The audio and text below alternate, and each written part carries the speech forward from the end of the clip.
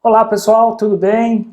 Seja bem-vindo a mais uma aula aqui do nosso treinamento de mapa de fluxo de valor, tá bom? Então a primeira parte nós fizemos lá no estúdio e aí agora eu vim aqui para a tela do meu computador porque fica melhor aqui para a gente poder passar pelo mapa para que você possa enxergar os ícones. Então a tua visualização vai ser melhor por aqui, legal? Então nesse slide que você está vendo, eu trouxe todos os ícones que nós usamos para fazer um mapeamento, né? Então, assim como os ícones de um fluxograma são padronizados, é legal a gente manter essa padronização aqui também nos ícones de mapa de fluxo de valor, né? Quando a gente faz isso, você tem um mapa padrão de classe mundial que qualquer pessoa que entenda de mapa de fluxo de valor, ele vai olhar para o seu mapa, né, para o seu processo e vai entender o que ele quer dizer.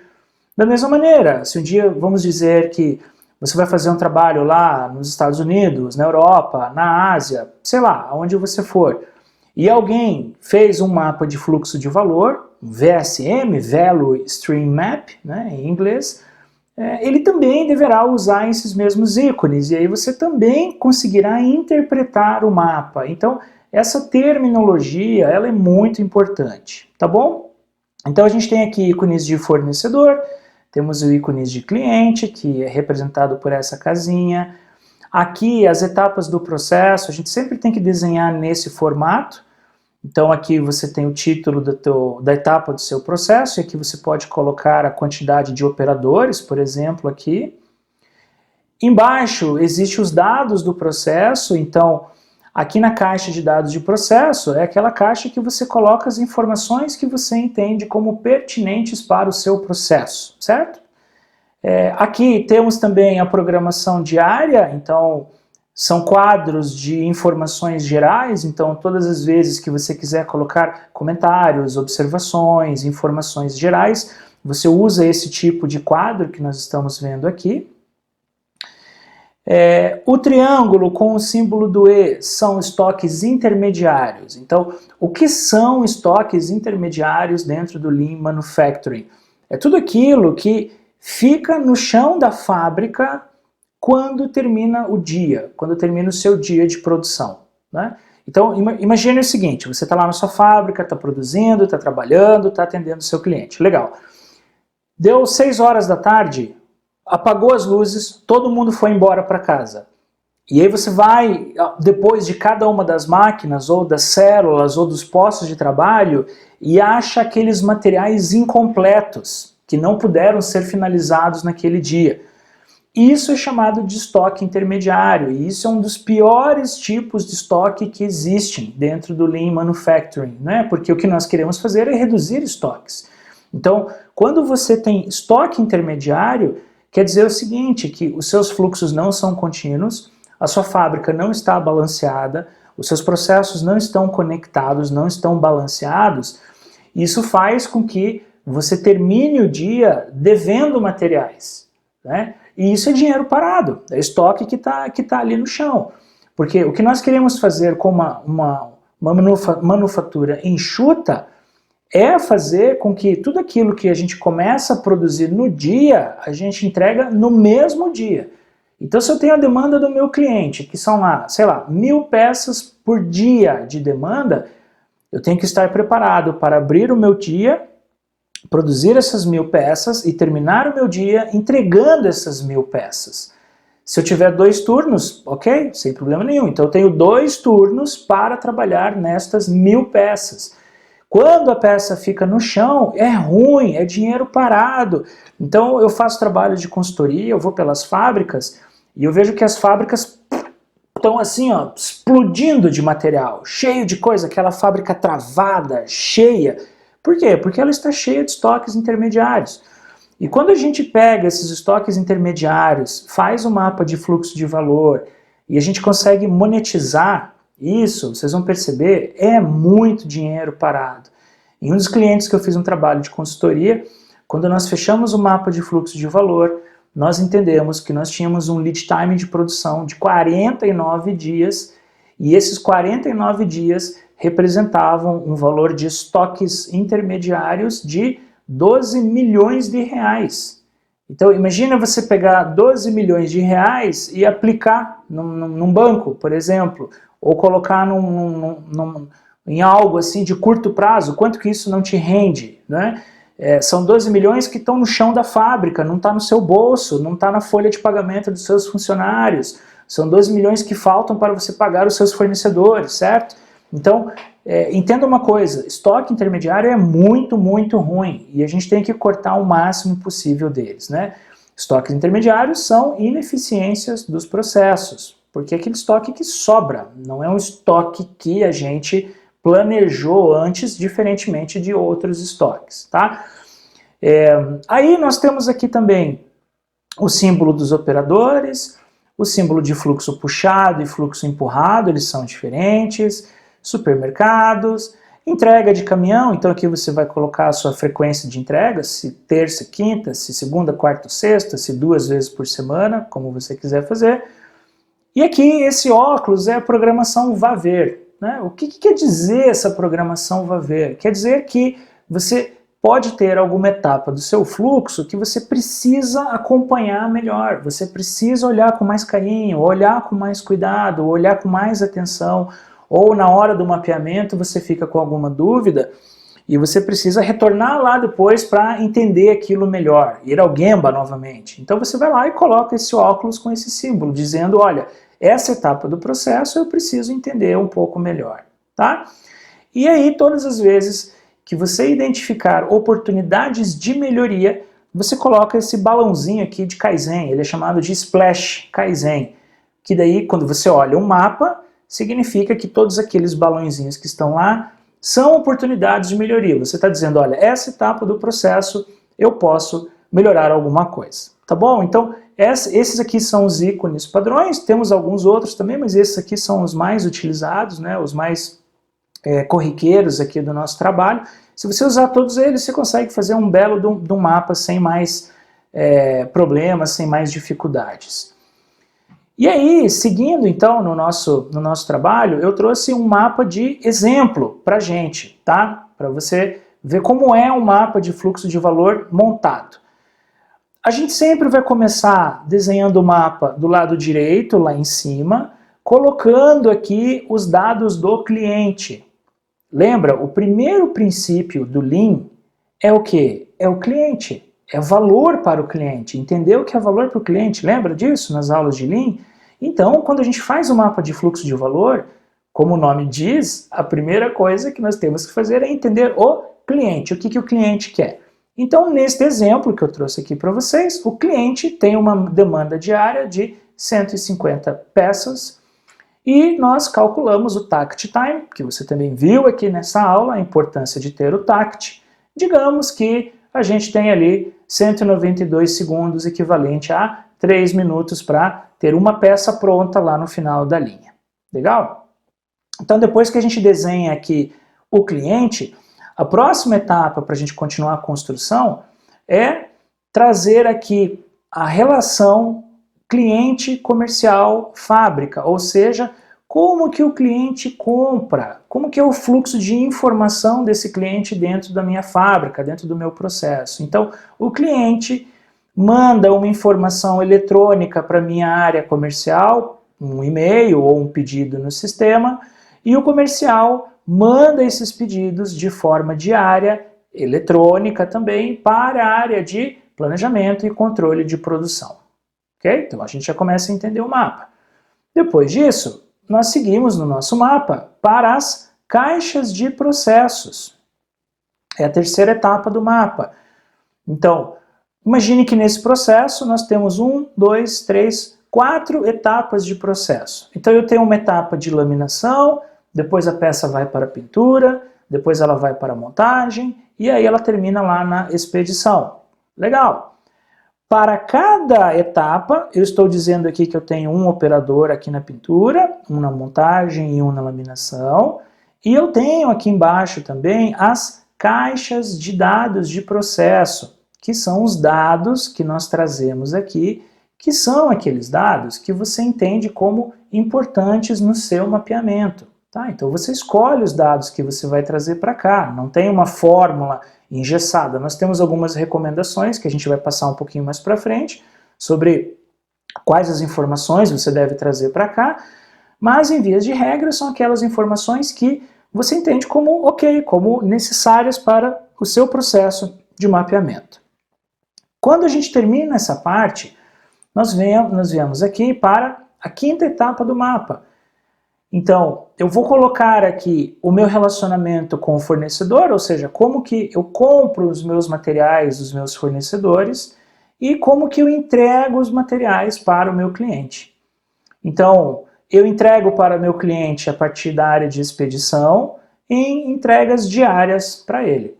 Legal.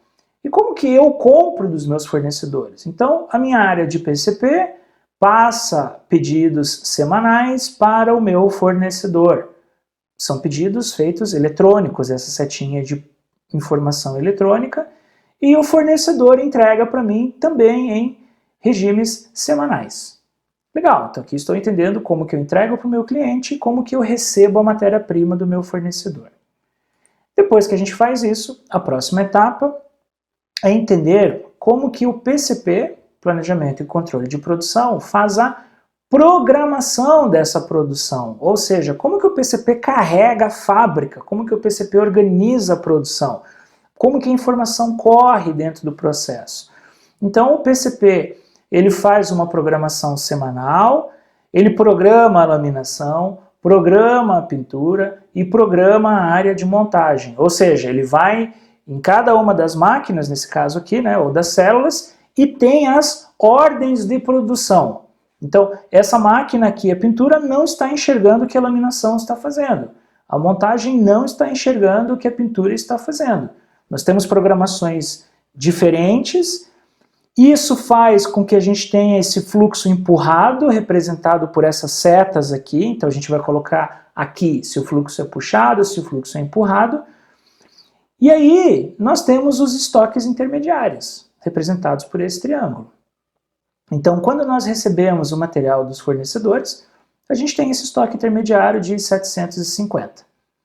Terminou o dia, 5 horas da tarde, eu fui lá do lado da laminação, onde termina a área de laminação, e encontrei 450 peças incompletas. Depois eu fui lá na área de pintura, olhei no Gemba, contei as peças e achei mais 225. E no final da montagem, após a montagem, nós temos 300 peças incompletas. Tá? O que é muito importante aqui, e isso gera muitas dúvidas, é o seguinte: quando a gente coloca estoques intermediários no mapa de fluxo de valor, nós estamos falando da fotografia do momento.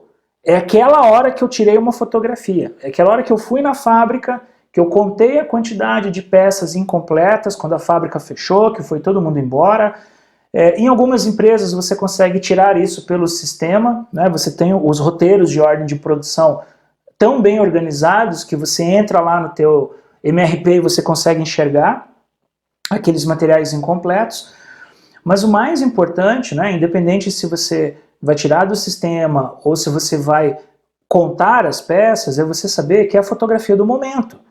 Porque a fábrica está girando, a fábrica está funcionando. Então amanhã, quando você for fazer esse mapa, você pode ter outros números, posso ter outras quantidades de estoques intermediários, ok? Mas é importante você tirar uma fotografia do momento, para ser o teu ponto de partida. Porque por mais que você tenha uma variação entre níveis de estoques intermediários, como você vai fazer o tempo de ciclo, você vai olhar outros indicadores, você vai entender que o gargalo do processo é sempre o mesmo, todos os dias, certo? Todos os turnos. O que vai variar é a quantidade de peças não produzidas quando você for lá no Gemba para olhar. Então, não se preocupe com isso, mas você tem que tirar uma fotografia do momento. Então, nesse exemplo aqui, nós temos toda essa quantidade de peças de estoques intermediários. Depois, então, que nós entendemos os estoques intermediários, depois que nós entendemos o fluxo, se ele é puxado, se ele é empurrado, e depois que nós entendemos os tempos e as caixas de processo, a nossa próxima etapa é a gente trabalhar com essas linhas de processo aqui embaixo, fazendo a finalização do mapa de fluxo de valor. Então, ela tem esse formato aqui, ó, de serra, assim, né, essa escadinha, isso é padronizado também no mundo inteiro, usa isso. Então, quando você quer mencionar tempos de ciclo, você coloca embaixo aqui da sua caixa de dados, como está aqui no exemplo, e você traz aqui, ó, tempo de ciclo 65 segundos aqui, você traz para cá, 65. Aqui é 240, você põe 240. Quando são estoques intermediários, você vai fazer um cálculo da seguinte forma, né? Se eu encontrei 450 peças lá depois da laminação, eu divido pela minha demanda diária de 150 peças, então quer dizer que eu tenho um estoque intermediário para 3 dias. Da mesma maneira, eu fui lá depois da pintura e achei 225 peças incompletas. Foi todo mundo embora, a fábrica fechou e essas peças estão no chão. Quantos dias de estoque isso representa? Eu vou dividir 225 por 150, que é a demanda diária. Lembra, a gente está falando em demanda diária, e isso vai me dar um estoque de 1 dia e meio, mais ou menos. Certo? Essa é a forma de calcular os estoques intermediários.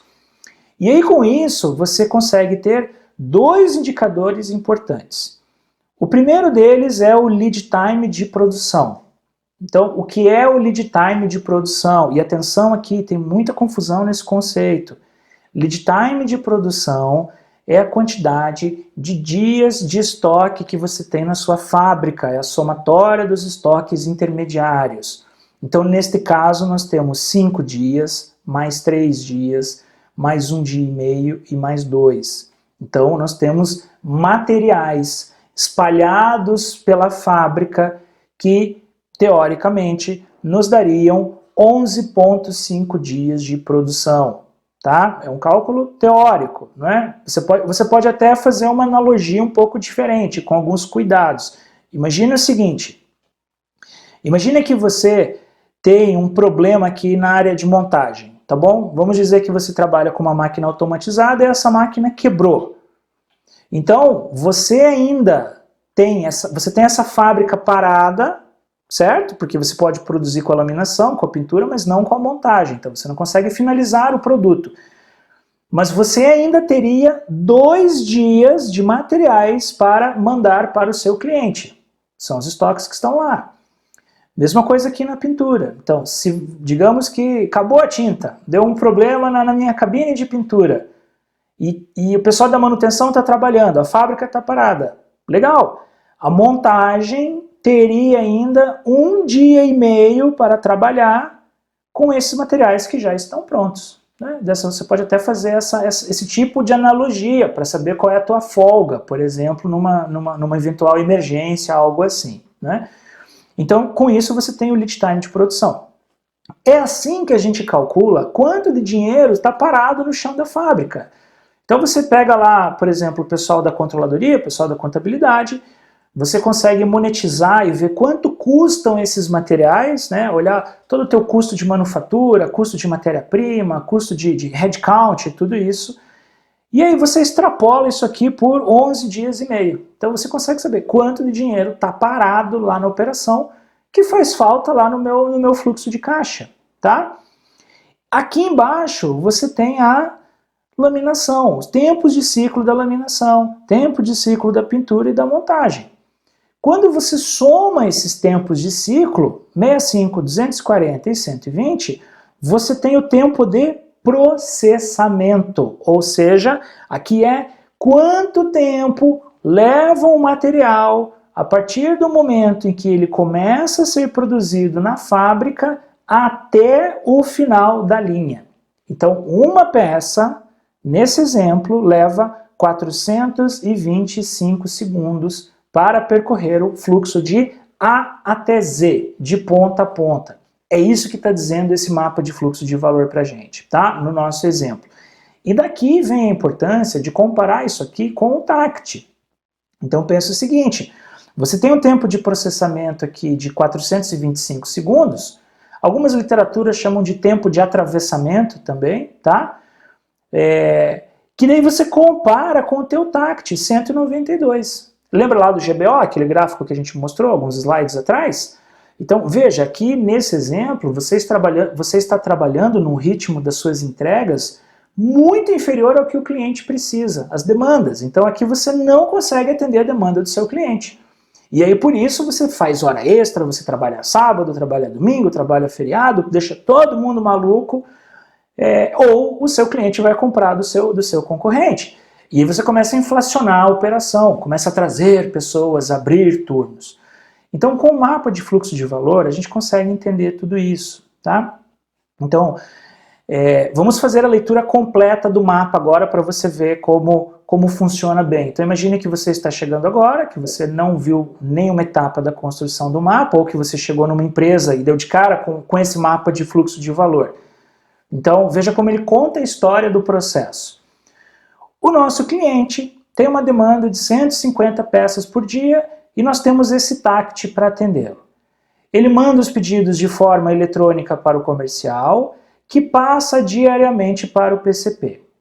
O PCP compra semanalmente dos nossos fornecedores, com pedidos enviados eletrônicos semanalmente, e esses fornecedores nos entregam de forma semanal.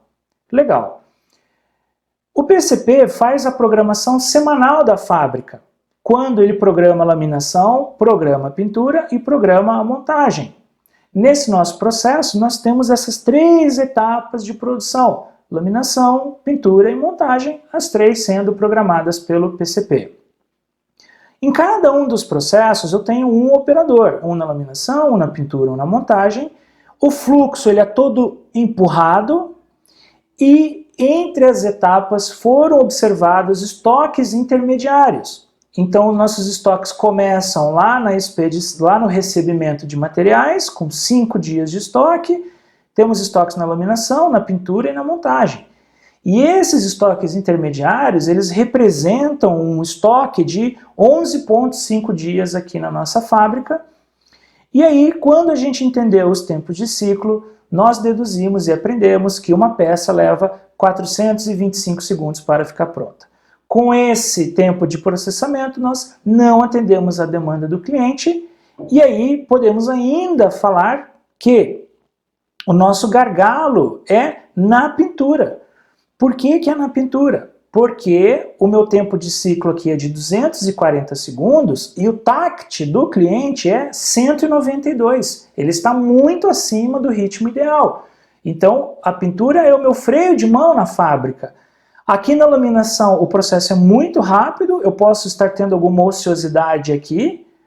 Na pintura é o processo gargalo e na montagem eu tenho 120 segundos, que talvez tenha um pouco de ociosidade, a gente precisa entender um pouco melhor.